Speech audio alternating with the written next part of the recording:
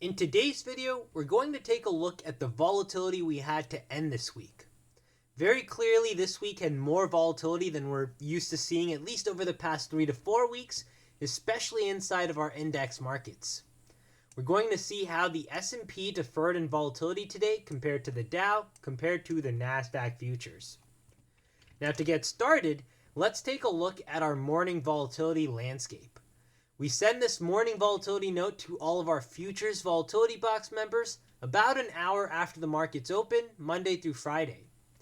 Now today, this is what our volatility landscape looked like. If we plot this out as a line graph, and we focus in on just the index markets, we had the Nasdaq and the Russell, which were both on their scalper Volatility Box models. So they were on the far left in terms of our volatility landscape, the least volatile out of the bunch. If we then take a look at the S&P was on its aggressive Volatility Box models, so it was one step deeper on the volatility scale compared to the Nasdaq and the Russell, and the Dow was the most volatile out of the bunch on its doomsday aggressive models. So if we had to rank this volatility in order using the scale that we can see right down here, very clearly the Dow is the most volatile, so it's at the top of the rank. Then we have the S&P 500, and then finally in third place we have the Nasdaq and the Russell tied. Now if we take a look at how this volatility translates into charts, you'll see where we actually had volatility setups which met our rules, which by the way was in the S&P 500, right in the middle of each of these two extremes that we saw. Now let's dive into each of these charts. I'll start with the S&P, then we'll touch on the Nasdaq, which gave us a lot of breaches today. And then we'll take a look at the Dow, which conveniently enough stayed on its more conservative model as the day progressed. Now if I start first with the S&P 500, first let's take a look at why we were on the aggressive volatility box instead of the scalper, which is our more aggressive models, the one the Nasdaq was on. Inside of the S&P 500, after we crossed that 7 a.m. Pacific mark, so 30 minutes after the markets have opened, we saw this rally take place inside of the S&P 500. Now this rally took us outside of our scalper volatility box models before we even saw our edge signal confirmation. So that's where price action broke outside of its scalper as soon as we broke outside of these clouds near that 7:15 a.m. Pacific mark. Now if I contrast this with say the Nasdaq here, the same exact time, 7:15, you can see how price action looks much different here. The scalper models are still being respected. So that's the difference between the volatility that we saw in the morning, the S&P versus the Nasdaq.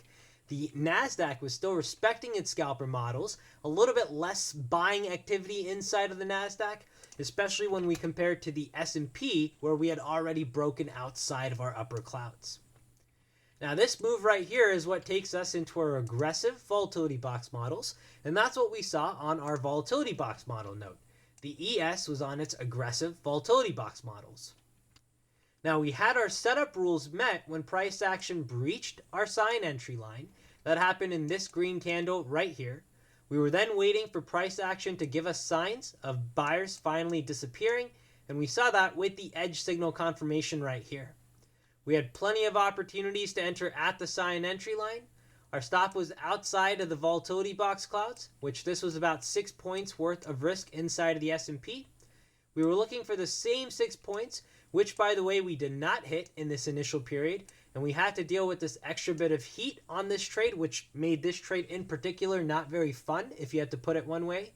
However, we still respected our stop, and eventually in this second flush, we ended up hitting the 6 points that we were looking for.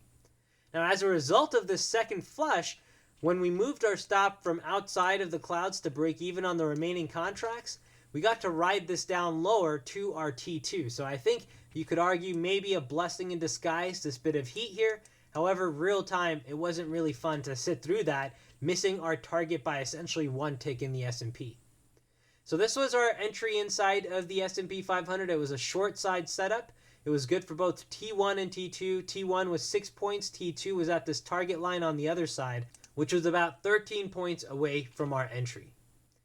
Now, if we switch gears, actually before we switch gears, if I zoom out, For the rest of the day inside of the S&P, we ended up just chopping in between our volatility box levels. So this was a setup right here inside of the S&P. Now the Nasdaq was a little bit of a different story. The Nasdaq was a bit more evasive today. If we start with the same scalper models, which is what the Nasdaq was on, in the Nasdaq, our first breach came when price action hit our sign entry lines right here. And in terms of what we were looking for our first target, we were looking for right around 20 points, and we ended up hitting that 20 points right away in this immediate rejection where we saw selling take place. So we hit T1 before we even had an opportunity to enter.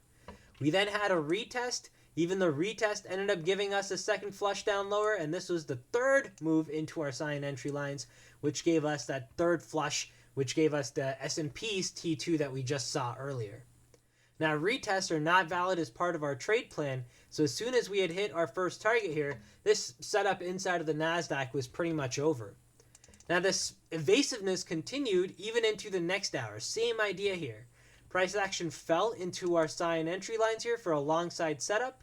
We had the edge signal confirmation, and we already hit our first target before we even had an opportunity to enter. We were looking for a bare minimum move of right around 15 points, and we went all the way up to 19 points where the buyers stepped in here. So in both cases, when the sellers and the buyers defended these levels, they did so very swiftly today. Again, multiple retests. Again, the retests were respected here one more time. And the same pattern continued even in the 9 to 10 a.m. Pacific hour when we breached towards the end of an hour, again in the 10 to 11 a.m. Pacific hour. So all day today in the Nasdaq, we were essentially teased with the idea of a breach, but very quickly buyers and sellers coming in and defending the levels. One more time, if we zoom out and take a look at all of the breaches in the Nasdaq, we had the short side breach, the long side breach, then we had the long side breach towards the end of the next hour, the short side breach the next hour, and we got awfully close to getting another short side breach in the 11 to 12 p.m. Pacific hour. So a lot of breaches in the Nasdaq, but none that met our trade rules given that we don't look at retests. Now finally, if we contrast all of this volatility with the Dow, inside of the Dow we can see the scalper models here. In that same hour that the S&P is also shown that price breaks outside, the Dow has followed a similar pattern. So the Dow has broken outside of the scalper. We switch to the aggressive. On the aggressive volatility box model, same idea. Dow has gone outside of the clouds here before we've seen our edge signal confirmation. We've already broken outside of the clouds. So that's our sign that, hey, we see more volatility than even our aggressive model can handle. We need to switch and adapt, and that took us to our doomsday aggressive models. Now with the doomsday aggressive models, we had our breach right here when price action hits our sign entry line. We saw the edge signal confirmation. In terms of our risk on this trade, we had about 55 points of risk, and we ended up going the same 55 points here before we had the retest where we had the heat in the S&P 500. So the Dow as well did not meet our trade plan rules, but did give you the retest for those of you that are a little bit more flexible or options traders. Alright, so hopefully through today's video, you can see how this volatility translated to actual setups here. In the Nasdaq, we continued to respect the scalper volatility box models, but we also saw that we had breaches, and those breaches were very quickly defended. So the Nasdaq, very evasive today. The S&P 500 was the one market which met all of our rules and gave us a setup that we could take advantage of. The Dow, very similar to the Nasdaq here as well, in which price action had already seen the sellers defend our levels before giving us an opportunity to enter. Either way, across the board, there's no denying the fact that we have seen more volatility in the index markets this week compared to what we're typically used to seeing. Take care, everyone. Good luck trading, and I'll see you in our next update.